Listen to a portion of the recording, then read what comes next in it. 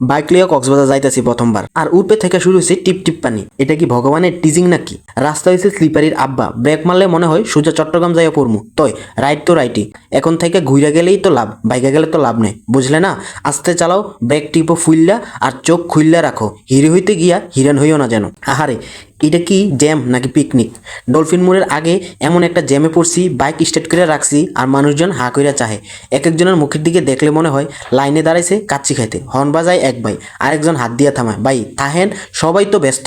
এইখানে সবচেয়ে বড় স্কিল ক্লাস ধরে ধরে সহে যাওয়া আর রাগ না কইরা ধৈর্য ধরে বসে থাকা। জ্যাম মানি কক্সবাজারে ওয়েলকাম পার্টি, এত সহজে ছাড়ে না। এখন বাইক লয়ে ঢুকে গেছি কলাতলি রোডে। উমা, বায়ে সাগর, ডাহিনে জালমুড়ি আর মাঝখানে আমি। ইস, লাইফ যদি এরকম থাকতো সারাক্ষণ। তই কথা হইলো, হেলমেট ছাড়া বাইক চালাইলে সাগরও তোরে বাঁচাইতে পারবো না ভাই। ঘুরা ঘুরা ফাইটার হোক, রাস্তার রুল বুললা হিরো হইও না।